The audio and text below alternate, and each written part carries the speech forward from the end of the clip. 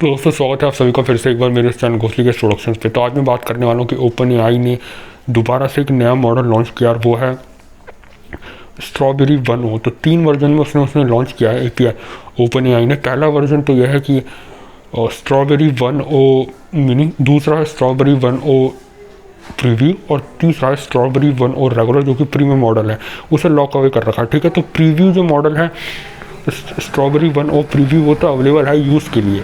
ठीक है, preview version उसका अवेलेबल है यूज़ के लिए फ्री में, लेकिन वो जो प्रीव्यू 1O मॉडल है और regular strawberry regular 1O model जो है वो कि $2000 का है। ठीक है, और इसकी जो कॉस्ट है वो है 1 मिलियन टोकन्स 60 सेकंड्स। ठीक है, उसकी जो कॉस्ट है एक्सेस करने का तो $2000, लेकिन $60 1 मिलियन टोकन्स।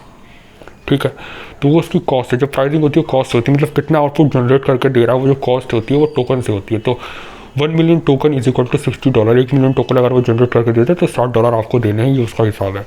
तो ये नया जो जीपीटी मॉडल उन्होंने लॉन्च किया जिसका नाम है generative pre train transformer, GPT की फुल फॉर्म ये है। गूगल ने ट्रांसफॉर्मर मॉडल बनाया था एआई के लिए और उससे उसी के ऊपर जीपीटी बेस्ड है। ओपन एआई का जीपीटी जितने भी वर्जन है वो सब उस पर बेस्ड है। ठीक है, तो क्या ये खाली एक बिजनेस स्टंट है, एक मार्केटिंग स्टंट है?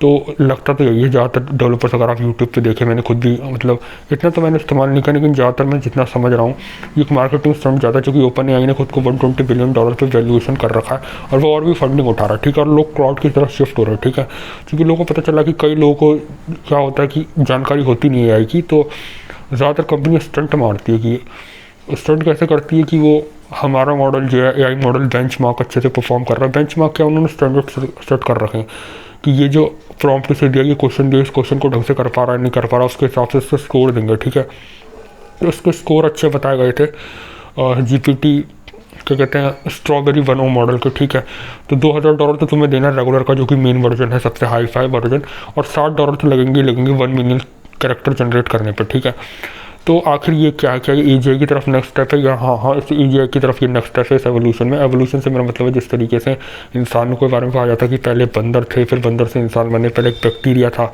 बैक्टीरिया इवॉल्व होकर फिश बना, फिश इवॉल्व होकर रेप्टाइल बनी, रेप्टाइल बर्ड्स बने, फिर बर्ड्स से मेमल आए। तो वो एआई के लिए एक एवोल्यूशन स्टेप बना रखा कि पहले एलएलएम्स आएंगे, फिर एजीआई आएगा, जनरलाइज ऑटोनोमस जनरलाइज इंटेलिजेंस। मतलब वो ह्यूमन ब्रेन की तरह होता है कि वो हर अलग अलग तरीके के सब्जेक्ट पढ़ सकता है, उसके पास अलग अलग तरह की नॉलेज होती है, वो इंसानों की तरह सोच समझ सकता है और चीज़ों को याद कर सकता है। तो उसे एजीआई कहते हैं। एजीआई के बाद भी अलग अलग स्टेप है सुपर इंटेलिजेंस है, लेकिन वो सब उन्होंने हाइपोथेटिकल स्टेप्स बना रखे हैं। ज़्यादातर चीज़ें बस मार्केटिंग है और कुछ नहीं है। तो ओपन एआई का ये जो मॉडल है क्या ये इतना इफेक्टिव है? अगर आप ऑनलाइन देखें तो मार्केटिंग कर रखी है, ज़्यादा कुछ इफेक्टिव तो ये है नहीं। ठीक है, $2000 तुम्हें मांग रहे हैं स्ट्रॉबेरी रेगुलर यूज़ करने के, जो कि मेन मॉडल है। ठीक है, तो क्या ये तो इससे हुआ क्या कि डीप लर्निंग मॉडल्स में एक नया पैराडाइम जो है ओपन हुआ है, मतलब एक नई चीज़ हमें देखने को मिली, चूँकि GPT pre train generative pre train transformer.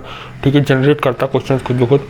और एक टर्म होता है एआई हॉल्यूसिनेशन। एआई हॉल्यूसिनेशन मतलब जैसे मैं आपसे पूछता हूँ व्हाट इज़ एनवायरनमेंट, ठीक है, और आपको इस सवाल का जवाब नहीं पता, तो आप खुद ब खुद अंदाज़ा लगा के मन मर्जी से बताने की कोशिश करते हैं। जैसे मुझे किसी सवाल का जवाब नहीं पता, ठीक है, तो मैं क्या करता हूँ, मैं मन मर्जी से वीडियो में बता के बना देता हूँ। ठीक है, ऐसा हालांकि मैं नहीं करता, लेकिन मैं जो हूँ मन मर्जी से आप मुझसे कोई सवाल पूछता हूँ, मैं अपने मन में उस सवाल का जवाब बना के आपको देता हूँ, जबकि वो सही है गलत है इस चीज़ की कोई गारंटी नहीं है। तो उसे कहते हैं एआई हॉल्यूसिनेशन। ठीक है, तो एआई के काफ़ी ज़्यादा करते हैं ये। ठीक है, तो ये काफ़ी ज़्यादा कॉमन है, जो मिस इन्फॉर्मेशन दे रहा है, क्योंकि इसे जनरेट करके दे रहा है तो कुछ भी जनरेट करके देता है, उससे सवाल पूछो कुछ भी जनरेट करके देता है। ठीक है, इसी वजह से एक बार लॉसूट भी फाइल हुआ था ओपन एआई के ऊपर। खैर वो एक अलग किस्सा है, लेकिन ये जो तो ये होता क्या, डीप लर्निंग मॉडल होती क्या? डीप लर्निंग मॉडल का ये है कि ये एक चेन ऑफ थॉट से गुजरता है। ठीक है, चेन ऑफ थॉट्स मतलब ये इन्फोर्समेंट लर्निंग पे बेस है। री इन्फोर्समेंट लर्निंग मतलब कि एआई को आपने रियल वर्ल्ड प्रॉब्लम दे दी और वो खुद ब खुद सॉल्व करेगा। मतलब आप उसे ट्रेन नहीं कर रहे, उसे आपने पहले से ट्रेन कर रखा है चीज़ें कैसे करनी है। ठीक है, लेकिन आप उसे एक इन्वायरमेंट में छोड़ देते हैं। ठीक है, और आप कहते हैं कि खुद करो और सीखो। ठीक है, जैसे लर्न बाय डूइंग।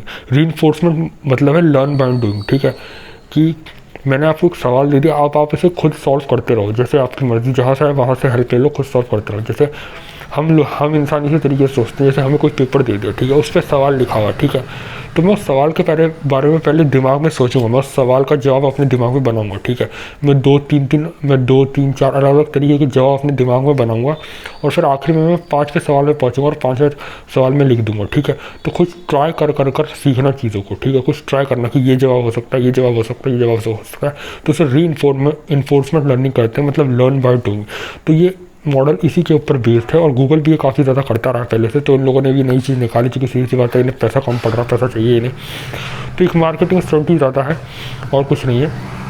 और टोकन्स क्या होते हैं मैं समझा देता हूँ। टोकन्स है ये इनकी प्राइसिंग करने का एक तरीका है। प्राइस करने का तरीका मतलब आप यूज़ किए जा रहे हो उसे, है ना, तो जीपीयू पड़ा हुआ है, वो जीपीयू यूज़ कर रहा है, प्रोसेसिंग कंप्यूटिंग पावर लग रही है, तो वो कैलकुलेट करने का तरीका क्या है, जितना आउटपुट उसने आपको जनरेट करने के लिए करके दिया। आपने पैराग्राफ लिखने के लिए बोला, right a paragraph on independence day, अब उसने जितना पैराग्राफ लिख के दिया हमें, ठीक है, तो उसमें टोकन्स कितने, टोकन्स मतलब करेक्टर, एक टोकन एक करेक्टर का 4 करेक्टर का होता है, ज़्यादा से ज़्यादा 4 या 5 करेक्टर का।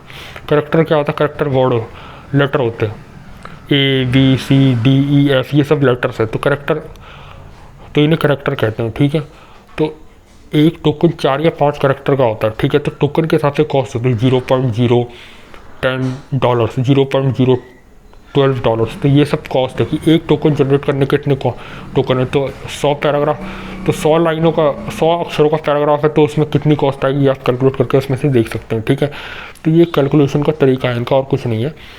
और तो चेन ऑफ, तो GPT ये क्या करता है, GPT स्ट्रॉबेरी 1.0 कि ये जो है अलग अलग चेन ऑफ थॉट से गुजरता है, कि आपने उसे सवाल दिए तो एक कंप्यूटिंग पावर लगाएगा, समय लगाएगा सोचने में कि इसका सवाल का जवाब ये होगा, इस सवाल का जवाब ये होगा, इस सवाल का जवाब ये, और ये सोचेगा फिर, और फिर आखिर में एक सॉल्यूशन पे पहुंचेगा, और फिर उस सॉल्यूशन को आपको करके देगा। तो ह्यूमंस भी इसी तरीके से सोचते हैं, इन्फोर्समेंट लर्निंग इसे कहते हैं, कि मैंने आपको सवाल दिया और आप सवाल का जवाब सोचेंगे कि इसका जवाब ये होगा, ये होगा, ये होगा, और फिर आखिर में एक सवाल पे पहुँचेंगे, ठीक है। तो ये चेन ऑफ थॉट से होकर गुजरता है, और जिन्हें हम कहते हैं प्रोसेसिंग टोकन। एक चेन ऑफ थॉट को हम कहते हैं प्रोसेसिंग टोकन, और ये वापस भी जा सकता है, बैक ट्रैक भी कर सकता है, ठीक है। ऑप्शन ए सही है, ऑप्शन बी सही है, ऑप्शन सी सही है, क्या ऑप्शन डी सही है, ठीक है। तो मैं वापस ऑप्शन ए पे भी जा सकता हूँ, दिमाग में सोच रहा हूँ कि मैंने इस सवाल का जवाब ये हो सकता है, ये भी हो सकता है, ये भी हो सकता है, प्लस मैं वापस भी जा सकता हूँ, ठीक है। मैं सी पे आ गया कि सी सही है, लेकिन मैं फिर वापस भी जा सकता हूँ, तो इसे प्रोसेसिंग टोकन्स कहते हैं, ठीक है। तो हालांकि ये प्रीव्यू भी देते हैं कि प्रोसेसिंग टोकन किस तरीके से काम कर रहा है, लेकिन मेनली एक तरह का मार्केटिंग स्टंट है, से ज़्यादा और कुछ नहीं है, ठीक है। तो काफ़ी ज़्यादा मॉडल्स आ गए, क्लाउड आ गया, और क्या कहते हैं गूगल जेमिनी को भी लेके आ रहा है। गूगल के पास तो कोई कमी नहीं है पैसों की, और साथ ही साथ जो इलन मस्क है वो भी जो है अपने ट्विटर का गॉर्क लेके आ रहा है, ठीक है। तो बहुत सारे generative pre trained AI models आ रहे हैं। परप्लेक्सिटी भी नाम का एक है, परप्लेक्सिटी मैं प्रोनाउंस नहीं कर पा रहा ढंग से, ठीक है। तो उसके लिए सर्च GPT लेके आ रहे थे, तो परप्लेक्सिटी जो है वो भी कई सारे हैं, तो इन्हें दिक्कत तो होगी, ठीक है। तो ये बस एक मार्केटिंग स्टंट है मेरे नज़रिए में, इससे ज़्यादा कुछ नहीं। तो मैंने सोचा कि इसके ऊपर एक अपडेट वीडियो में लेके आ जाऊँ। तो वीडियो को लाइक करना, अगर पसंद आई तो चैनल को सब्सक्राइब करना मत भूलना। Thank you.